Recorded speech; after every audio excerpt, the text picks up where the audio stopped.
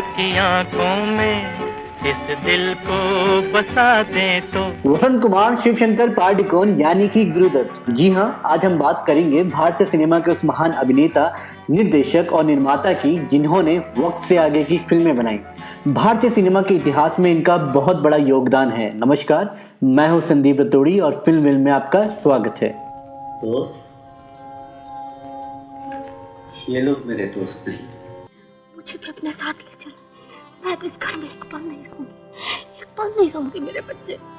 आज गुरुदत्त साहब की 95वीं बर्थ एनिवर्सरी है और मैं लेकर आया हूं उनकी वो 5 बेहतरीन फिल्में जिन्होंने भारतीय सिनेमा में एक अलग ही छाप छोड़ दी और गुरुदत्त साहब को एक अलग ही मुकाम पर पहुंचा दिया। बात बिल्कुल साफ है, अपने को तुम्हारे धंधों से कोई लगाव नहीं। तो नंबर 5 पर है आर पार। आर पार 1954 में रिलीज हुई थी, जिसके निर्देशक, अभिनेता और निर्माता खुद गुरुदत्त साहब थे और ये उनके लिए काफी इंपॉर्टेंट फिल्म थी क्योंकि इससे पहले की उनकी फिल्में बॉक्स ऑफिस पर कुछ खास कमाल नहीं कर पाई थी।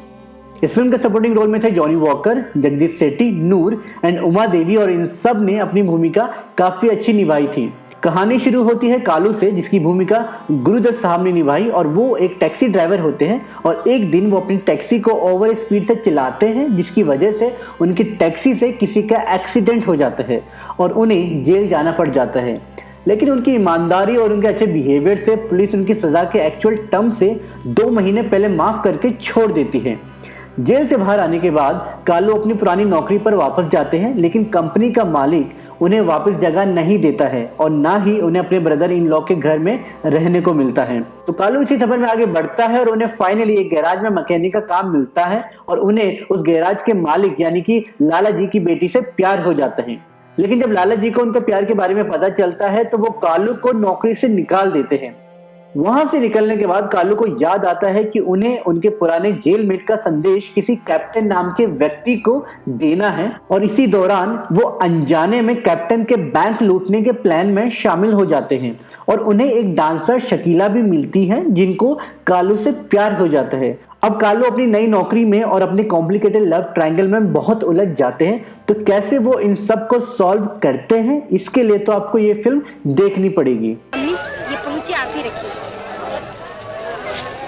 तो नंबर 4 पर है चौदहवीं का चांद। चौदहवीं का चांद 1960 में रिलीज हुई थी, जो कि बॉक्स ऑफिस में कमर्शियली हिट फिल्म साबित हुई और ये फिल्म गुरुदत्त साहब की कमबैक फिल्म भी थी क्योंकि इससे पहले गुरुदत्त साहब की कागज के फूल बॉक्स ऑफिस में कुछ अच्छी कमाई नहीं कर पाती है। चौदहवीं के चांद के निर्देशक मोहम्मद सादिक और इस फिल्म के निर्माता और मुख्य भूमिका में अभिनेता खुद गुरुदत्त साहब थे। वहीदा रहमान ने भी इस फिल्म में मुख्य भूमिका निभाई है और साथ ही अन्य कलाकार जैसे रहमान, जॉनी वॉकर, मुमताज बेगम, मीनू मुमताज ने इस फिल्म में काफी बेहतरीन काम किया।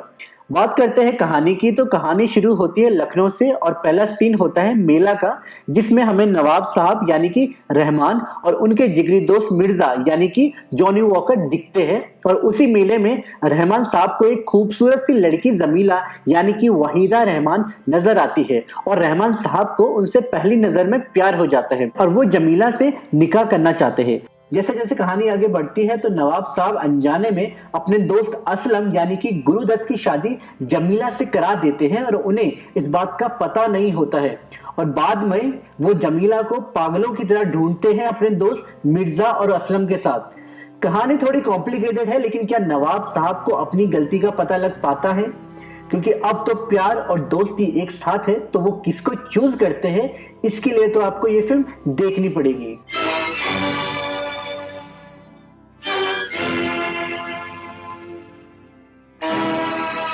तो नंबर 3 पर है साहिब, बीबी और गुलाम। साहिब, बीबी और गुलाम 1962 की गुरुदत्त साहब की वो फिल्म है जिसे क्रिटिकली बहुत पसंद करा गया था, लेकिन ये फिल्म बॉक्स ऑफिस पर फ्लॉप हो गई थी। ये फिल्म विमल मित्रा की बंगाली नोवेल पर आधारित है। इसके डायरेक्टर गुरुदत्त साहब के दोस्त अबरार आलवी थे, जिसके लिए बाद में उन्हें film fair award for best director भी मिला था। इस फिल्म के मुख्य कलाकार गुरुदत्त साहब, मीना कुमारी, रहमान, वहीदा रहमान और नजीर हुसैन थे। फिल्म की कहानी ब्रिटिश राज के सामंतवाद दौर के एक जमींदार की छोटी बहू यानी कि मीना कुमारी के इर्द गिर्द घूमती है। छोटी बहू हर रात को अपने पति से मिलने की आस में तैयार होकर बैठी रहती है, लेकिन छोटे जमींदार हर रात को कोठे में अय्याशियों में गुजारते हैं और सुबह को नशे में धुत होकर वो घर लौटते हैं।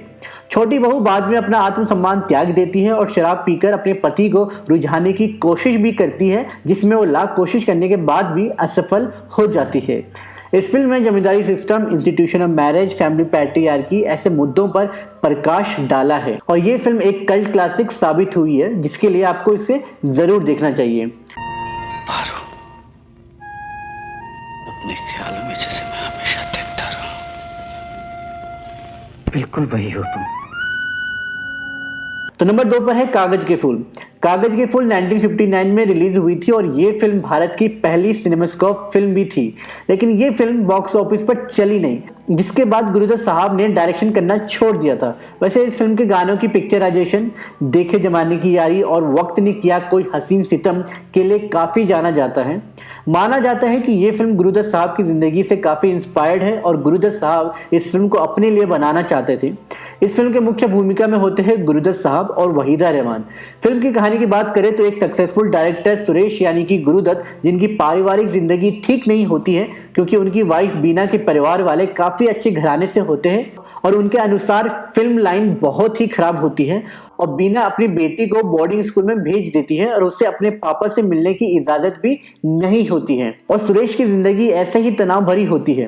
लेकिन एक बरसात की रात को उन्हें शांति यानी वहीदा रहमान मिलती है, जिसे वो अपना कोट दे देते हैं और बाद में जब शांति उनका कोट लौटाने स्टूडियो आती है तो वो गलती से शूटिंग कैमरा के आगे आ जाती है और बाद में जब सुरेश उन रशीद को देखता है तो उन्हें शांति में अपनी अगली फिल्म की हीरोइन नजर आती है और वो उन्हें बाद में एक फेमस स्टार भी बना देते हैं और सुरेश को शांति से प्यार हो जाता है और साथ ही सुरेश का डाइवोर्स अपनी वाइफ बीना से भी होता है और उन्हें अपनी बेटी से भी अलग किया जाता है और इन सब के बाद सुरेश डिप्रेशन में चला जाता है और उन्हें शराब की लत लग जाती है।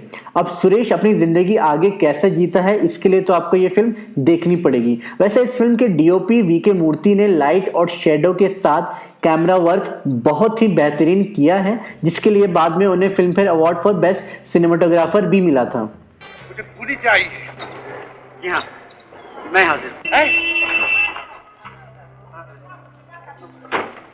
और नंबर 1 पर है प्यासा और ये फिल्म मेरी पर्सनल फेवरेट है। इस फिल्म में आपको लव, ड्रामा और रिवेंज तीनों मिलेगा। प्यासा 1957 की गुरुदत्त साहब की वो फिल्म है जो क्रिटिकली और कमर्शियली सक्सेसफुल साबित हुई। इस फिल्म को वोट भी किया गया है one of the best 100 films of all time by time magazine. इस फिल्म के गानों को शायद ही कोई नजरअंदाज करेगा क्योंकि ये गाने बहुत ही फेमस थे और काफी मीनिंगफुल थे, जैसे ये दुनिया अगर मिल भी जाए तो क्या है, या फिर हम सब का फेवरेट तेल मालिश।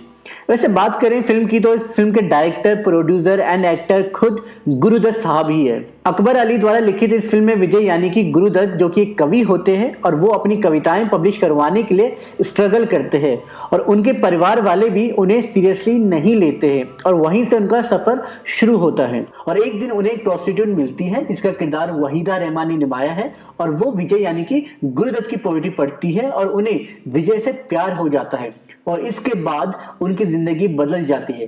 अब क्या विजय की कविताएं पब्लिश हो पाती है या उनका जो स्ट्रगल है वो खत्म हो जाता है, इसके लिए तो आपको ये फिल्म देखनी पड़ेगी। इसी के साथ आज के लिए इतना ही। अगर आपको हमारी ये वीडियो अच्छी लगी हो तो आप हमारा चैनल फिल्म विम को सब्सक्राइब करना ना भूलें। तो मिलते हैं दोस्तों जल्द ही एक नए वीडियो के साथ। धन्यवाद।